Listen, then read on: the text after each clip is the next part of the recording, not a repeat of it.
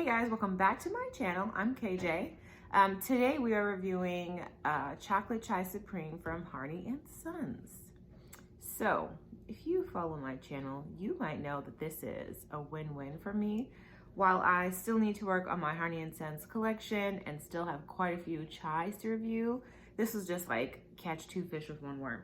So, here we go. Let's do the ingredients real quick, and then I will tell you more. So this tea is made up of black tea, ginger root, cardamom seeds, chocolate flavor, cardamom flavor, ground cinnamon, nutmeg, cinnamon chips, vanilla flavor, cinnamon flavor, and contains natural flavors.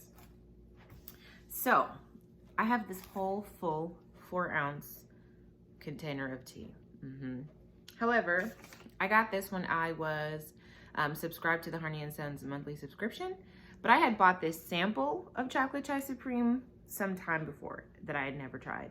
So I'm trying this sample to determine if I want to keep this big unopened tin. And I think it'll be so much easier because if I don't like it, I can just, it's so much easier to sell or give away unopened tea. So we'll see.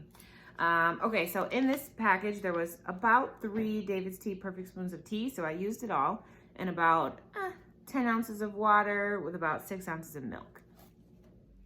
So then smelling notes, just like off the top of my head, this tea, you can smell light cinnamon. You can smell prominent but not overbearing ginger. There's a hint of chocolate powder in there somehow. And then you can also tell because when you're like pouring the tea and scooping the tea, there's quite a bit of dust that's around. So I think that's some chocolate. Maybe, I mean, tea is dusty, but it would make sense if it was chocolate. Okay, so then when you brew the tea, you can smell the black tea. Sometimes you can smell the astringency or just like the potency of a black tea. And you can do that here. Not so much since I added the milk and that's just what's on top. And then if you guys see, like, why do I always have like a tea leaf on top of my tea all the time? So I've been reviewing teas a lot in this clear mug, I think, this season. And I don't know. So this is like a wide mouth, really large capacity. I don't even know what to describe this shape as. Like, it's obviously cylindrical, but it's interesting. So I just feel like this is like the perfect way to see teas that you review.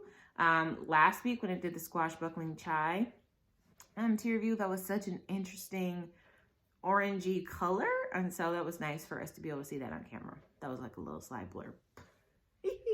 So when I brewed this tea, I steeped it for 3 minutes. And the first thing, so then I just tasted it plain. And even though I brewed 3 David's Tea Perfect Spoons of tea and only about this much water, the tea wasn't so much strong as it was like bitter. And I don't think that I oversteeped it. So it wasn't a bitter tea taste. It was just a bitter accumulation. So you could taste the black tea, which can have a tendency to be bitter depending on what's going on. Again, the strength of the tea, the potency of the brew, or maybe you just steeped it a little bit too long or burnt it. But again, I was thinking like, okay, if this is Chocolate Chai Supreme, I feel like the chocolate that they used is like cacao chocolate. You know what I mean? And I don't know why they wouldn't say they used cacao if they did. And cacao is not in the ingredients. But cacao is like really bitter, really rich. What is it, a tea? Yeah, okay. And so, yeah, I'm not sure if the bitterness is a combination of the black tea and then the bitterness of the whatever kind of chocolate they used. And so, like, just to clear it up, it's not a turnoff, but it was like interesting. So I think right away, this might be a tea to be sweetened if you don't like your teas. Like this needed a little bit of a lift to me. You can taste the cardamom throughout. You can taste just a hint of cinnamon throughout, and then a little bit of the ginger. And then I haven't really tasted much of it since I had that plain. What I did do though was because I knew I was making it a latte, I did add 1 David's Tea Perfect Spoonful of brown sugar. And this milk in here is vanilla almond milk. So let's taste it.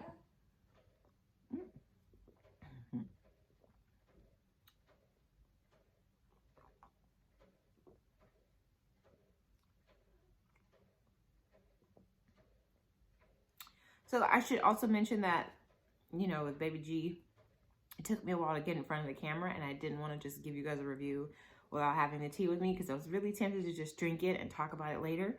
But this tea is warm. So the tea itself is probably cold, and then I just steamed the milk, and the milk comes out really hot, but together it just made a warm cup of tea, and that's fine because it's really hard to decipher flavors for piping hot tea. So that bitter note is still there, but it's not the tea, it's the chocolate. And it's nice. So like, I know a lot of people don't like chocolate in their teas, and I'm not really sure like why. There could be a whole bunch of reasons. But if you don't like the sweetness of chocolate and you think you could tolerate a chocolate that is just being appreciated for the cocoa and the cacao elements, you might like this. Because again, that one Teadious tea perfect spoon of brown sugar is really enough with the sweetened almond milk. It's not too much, and it still does taste like a chai. I wouldn't call it mocha-y. There's no coffee-esque flavor, but the chocolate is there. The cardamom is there for me. Cardamom really sticks out to me.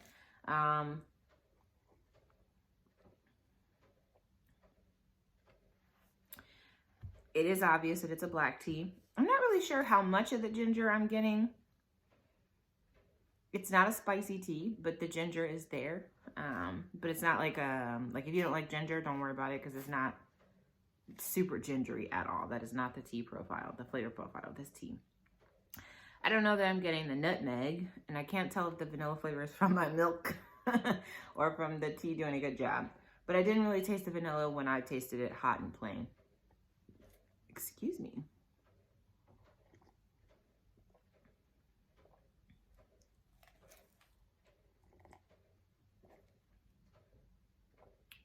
Yeah. So overall, this is a black tea. It's caffeinated. I don't know how you guys do your caffeine or what time of the day. I like this tea. I'm really like having an internal conflict right now about whether or not I want to keep that 10, because it is a good tea, but I know that I would still probably drink it really slow. Because like all the chais that I have that I've reviewed, a lot of them I still have because I've reviewed them, but I don't actually keep drinking them per se right away. So this is a good chai. It's an interesting chai because of the chocolate. I haven't had many chocolate chais. I'm thinking if I have, I'll link it, but I don't think so. Besides like the mocha chais. Yeah, I think it has a really nice quality chocolate flavor. It's not overwhelming. It doesn't taste like a sickly sweet tea at all. Like, you have to add the sweetener if you want it to be indulgent. Otherwise, I just see this being a rich cup. Ooh, guys, wait a minute. I think this would be good with just a little hint of peppermint. I don't know why. I think the ginger just came to me in a weird way, like something spicy, but not, I don't know. So I was like, ooh, let's add a little drop of mint to this. Yeah, so I know it's a chocolate tea and it's a chai, and you do get the cinnamon and the cardamom and the ginger, but they all just kind of mesh. And I think if you're kind of on a holiday kick right now, peppermint might be nice. Otherwise, I think this is just a nice tea. So I know I was kind of just like thinking out loud and like going all over the place in my brain, but I like this tea. I'm struggling for whether or not I will keep it. But if you've had this tea, let me know how you like it. Like how you like it, and then how you like to prepare it. Otherwise, any other questions, let me know in the comments. Great to see you guys. Happy Sunday.